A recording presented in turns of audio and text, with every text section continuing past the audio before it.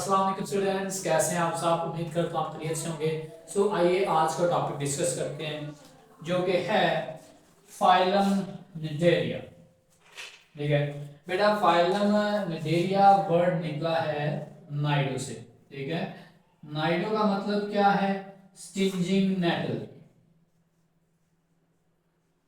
क्या मतलब है इसका? Stinging nettle. ठीक है, मतलब कि कोई ऐसी चीज जो कि डंग मारती है, जो कि कोई सुआ चुभोती है। ठीक है, जो कि पियर्स करती है कोई चीज। स्टिंजिंग का मतलब भी बेटा ये होता है। नेटल बेटा एक प्लांट होता है जिसके पास भी ऐसे खेत होते हैं, तो वहां से इसका नाम जो है ना वो लिया गया है, ग्रीचियम लैटिन वर्ड से।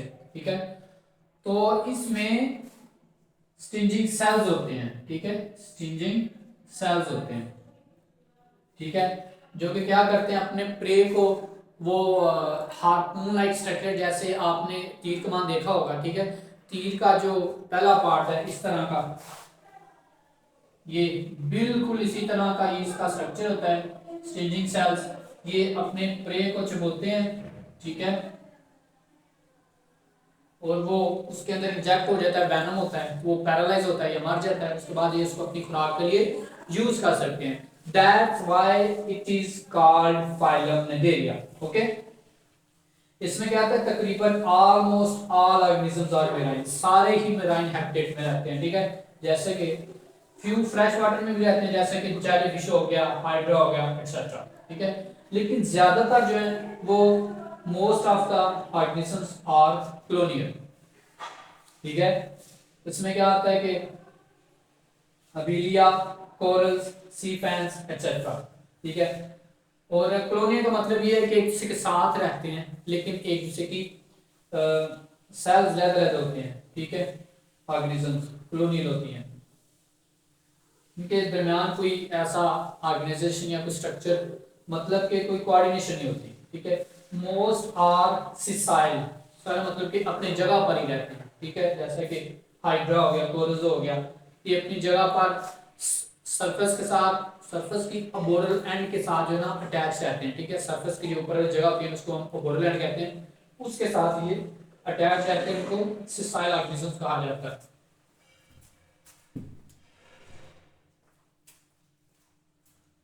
सो बेटा कुछ जो है ना वो मिटाइल होते हैं, जैसे कि जेलीफिश एक जगह से दूसरी जगह मूव कर सकते हैं। ठीक है, उसके बाद रेडियल सिमेट्री, जैसा कि मैंने पहले फाइलम पोरिफेरा में कहा था कि इसकी फाइलम रेडियल सिमेट्री है। ठीक है, डिप्लोब्लास्टिक है। डिप्लोब्लास्टिक का मतलब क्या है बेटा?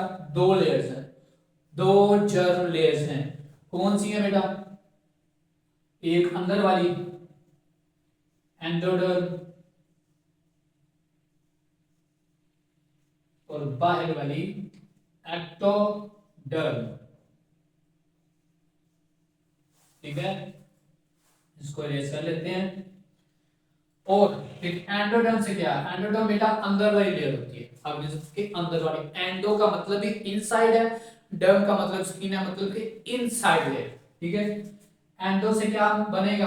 अंदर वाली लेयर। तो यहाँ पे क्या बनेगा? एंडोडर्मिस, इसको हम क्या कहते हैं? गैस्ट्रोडर्मिस। ठीक है, गैस्ट्रो का, गैस्ट्रोडर्मिस। ठीक है, गैस्ट्रोडर्मिस का मतलब क्या है? गैस्ट्रो का मतलब बेटा होता है स्टमक, डर्मिस मतलब स्किन, सो स्टमक मतलब कि अंदर वाली लेयर है। गैस्ट्रोडर्मिस मतलब यहाँ पे एब्जॉर्प्शन डाइजेशन होगी ना, जो भी ये करते हैं, तो इसलिए हम इनको कहते हैं गैस्ट्रोडर्मिस। और एक्टोडर्म से क्या निकलेगा? एक्टोडर्म से बेटा एपिडर्मिस, बाहर की तरफ है ना ये वाली, यहाँ पे एपिडर्मिस निकलेगा। एपिडर्मिस, एपी का मतलब बेटा अपान, किसी के ऊपर, किसी चीज के ऊपर। तो ये इसके इससे ये निकलेगी। ठीक है, इनको हम जर्म लेयर्स कहते हैं, क्योंकि इनसे मजीद लेयर्स ड्राई हो सकती हैं। ठीक है, इन दोनों को हम क्या कहेंगे? ये क्या चीजें हैं? ये दोनों हैं जर्म लेयर्स।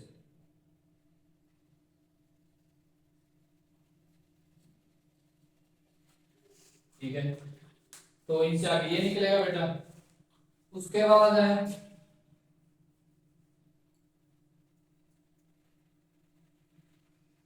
उसके बाद बेटा है ये मिसोजिलिया। मिसोजिलिया का मतलब पहले बताया कि आपको मिडल लेयर, और गिलिया मतलब कि ग्रुप, मतलब कि जेल लाइक लेयर होती है, इसमें अमीबाइड सेल्स के मासेस होते हैं। ठीक है, ये और इसके बाद जो है ना एपिडर्मिस में सबसे बाहर में लेयर में क्या होता है कि एक ऑर्गेनेलिज होते हैं सेल्स में जिनको हम निमेटोसिस कहते हैं। ठीक है, यहाँ पे बेटा नीमा का मतलब क्या होता है, नीमा का मतलब यहाँ पे लिख लेते हैं। नीमा का मतलब भी बेटा ये होता है कि थ्रेड,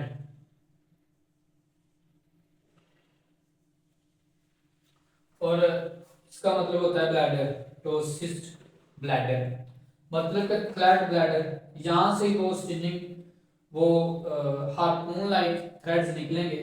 ठीक है, इसी वजह से इसका नाम जो है फाइलोडेलिया रखा गया है। तो क्या होता है बेटा, नेमेटोसिस्ट हार्पून लाइक प्रोजेक्शन, जैसे मैंने बताया कि एरो की तरह प्रोजेक्शन जो है ना थ्रेड वो रिलीज करेंगे प्रे की तरफ, और इसमें वैनम होगा तो प्रे पैरालाइज होगा, पैरालाइज होने की वजह से ये उनको अंदर खींच लेंगे, उनको खुराक के तौर पर यूज करेंगे। उसके बाद एंटीरोन, बेटा ये एंटीरोन, एंटीरोन इसका एक और नाम भी है, वो क्या है, गैस्ट्रोवेस्कुलर कैविटी। ठीक है, या एंटीरोन है या फिर गैस्ट्रोवेस्कुलर कैविटी। ठीक है, उसके बाद इसमें सिंगल ओपनिंग होती है, माउथ या फिर एनस। ये देखिए बेटा, ये माउथ भी है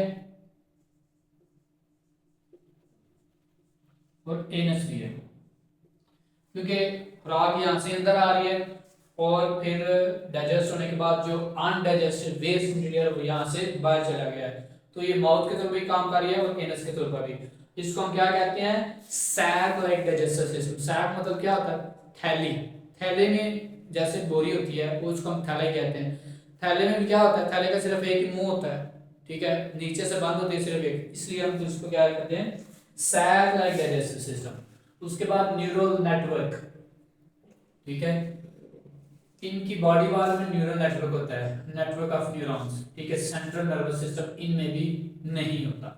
ठीक है, इससे इसके अलावा इनमें कोई जैसा कि इन्हें बताया कि ब्रेन और स्पाइनल कॉर्ड सिस्टम नहीं होते, सिर्फ पेरिफेरल नर्वस सिस्टम होता है, पूरे जिस्म में न्यूरॉन्स होते हैं, इंफॉर्मेशन भी ऑल डायरेक्शंस में मूव करती है। उसके बाद में कोई रिस्पिरेटरी, एक्सक्रीटरी और ट्रांसपोर्ट सिस्टम्स नहीं होते। ठीक है, उसके बाद इनकी दो फॉर्म्स होती हैं। ठीक है, एक पॉलिप्स, एक मेड्यूसी। ठीक है, पॉलिप्स क्या क्या होता है, सिलेंड्रिकल होता है, जैसा कि ये आप देख सकते हैं। सिस्टाइल होता है, सबस्ट्रेट की अबोरल एंड के साथ अटैच होता है। ठीक है, ये सरफेस है, ये अबोरल एंड है, अबोरल एंड सॉरी ये होता है।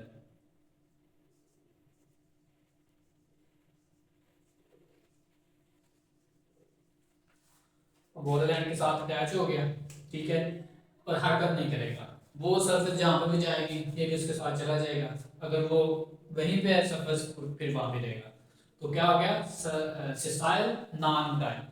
ज़ाहिर जब एक जगह पे रहेगा तो कोई दूसरा जानवर मिलेगा ही नहीं, तो इसको एसेक्सुअल कैपेसिटी प्रोड्यूस करनी पड़ेगी, जो कि इसने एसेक्सुअल एबिलिटी प्रोड्यूस की, एसेक्सुअल प्रोड्यूस करेगा। ठीक है, मिसाल क्या है, हाइड्रा।